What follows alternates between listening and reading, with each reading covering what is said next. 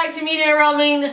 We are all here again with myself, Heather, Callie, Keenan, Josiah, and Meghan. I nearly forgot Josiah's name. Meghan has a list for us about our pet peeves.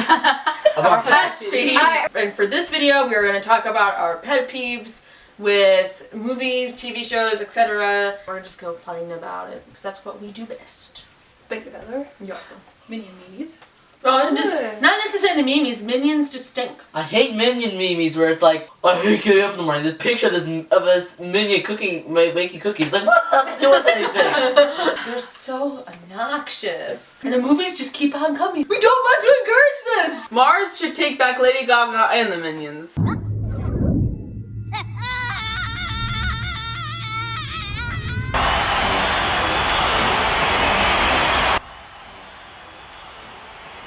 Can we say Miley Cyrus too? And Justin Bieber? Movies or shows that advocate the white lie.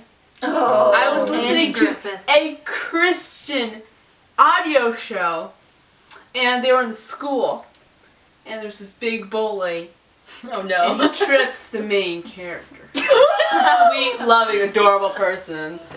And the teacher comes up and she's like, did he just trip you? He just tripped on a rock. He did nothing wrong. And the bully's like, I can't believe you protected me like that. I will forever be good. I'm so sorry for everything I've ever done to anybody. And I'm like, are you serious?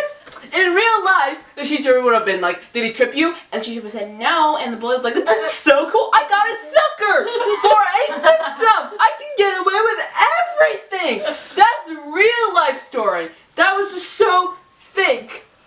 And the bully's reaction wouldn't matter if what the character did was right. Lying is still wrong. Old movie era, we're talking black and white era movies where the women are spineless. I think if they saw a bug, it would send them into a frenzy. For the next 2 days, they would be paralyzed by fear and be unable to perform, normal human functions. The first one was Doctor Who, that lady that was screaming. She's just been killed. It's hard to listen to. You're not concerned about their fear, you're concerned about your eardrums.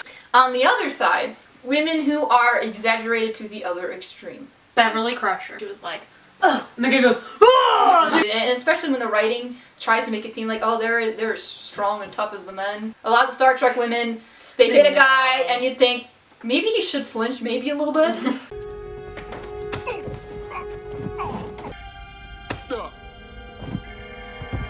Tasha Yar. Woman. Tasha Yar trying to stop a robber is kind of like that alternate reality in the VeggieTales movie. Stop! Thief! Oh yeah? What are you gonna do about it? Nothing? Nothing at all. So I guess that's this pet peeve turned into actually two pet peeves. Pet peeve number one, Tasha Yar.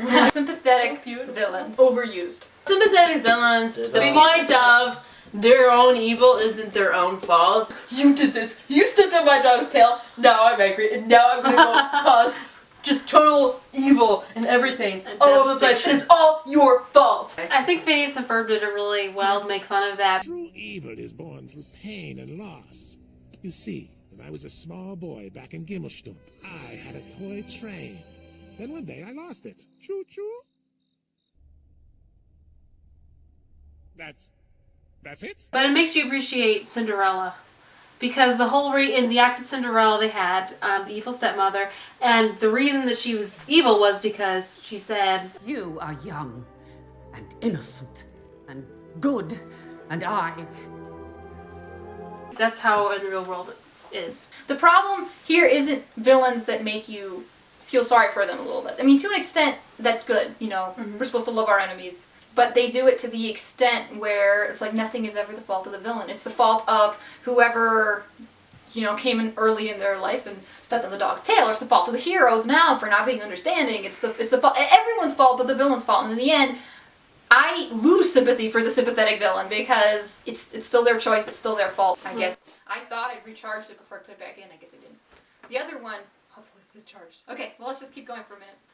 All Star Wars inconsistencies. And we haven't even seen all the movies. Star Wars is held as like one of the best sci-fi films of all time. Everyone's raving about it. Everybody loves it. And it was a good film. But I also think it's been forgiven a whole lot. Cole was like, this wasn't, this wasn't right, this wasn't right, this wasn't right. Scientists can build this huge, massive, amazing weapon that can go blow planets up that no one can stop unless they hit it in this one spot and the whole thing goes kablooey. So it was a huge hole until Rogue One filled it, which is the only good redeemable thing from Rogue One. Just saying. That in the last 60 Look seconds. back at our previous episode. Yeah. One of the worst inconsistencies for me, that moment in episode 5. He is her brother, and it's not as bad when you remember that at this stage in the game he really wasn't her brother, but like in context of the whole thing, that was pretty gross. Anakin got so bad in episode 3, atrocities of episode 3 were beyond, like that almost felt inconsistent. Yeah, the jump was too big. Like I felt like that was evil even for Darth Vader. There's Obi-Wan Kenobi one. He said his father was dead and then it was... Oh yeah, That's a lame cover-up, George Lucas. That was lame. Why didn't you tell me he was alive and he came up with some kind of truth as relative? Why didn't you tell me? Your father was seduced. So what I told you was true, from a certain point of view. You know, he would have looked better Truth saying, relative, I thought it'd be better to tell you later. You just learning about the Force, blah blah blah blah. That would have sounded better. Maybe he kind of did. I was kind of telling you the truth. Many of the truths we cling to depend greatly on our own point of view. Whether or not a person is alive or not is not a relative truth. The same. Truth is relative contradicts itself. There. Out of place kisses. Is that too gross? We are about to die, and I know that we are not officially on a relationship status on Facebook. But in this moment, even though we're both tied up, we're about to be thrown into this lava lake. I must give you a long, passionate kiss. And the villains stand by it. It's like, Are you done yet? So we can throw you into the lava lake? It happened at the most awkward of times. It wasn't even like the most parallel of times, but the most awkward. Like, It's a Wonderful Life. Them in the parlor, he's like, I'm never gonna marry. I'm never gonna marry. And then he gives this huge kiss, and it's like, what? You creep? Are you psycho? Out of character moment. Oh, out of character That's when moment, just yeah. scream and run away. Ah, slap. Chariots of Fire. I can't run any faster. Sybil, I can't run any faster. Oh, that solves all my problems. The rest of the eyes go like, Why? That was weird. Why did we just witness this?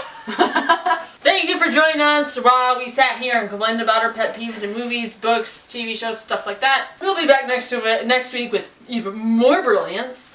So, make sure you come back next time, and don't forget to like, comment, and subscribe. Everybody say bye. Bye. Bye. Thank goodness. You do that last time too. Bye.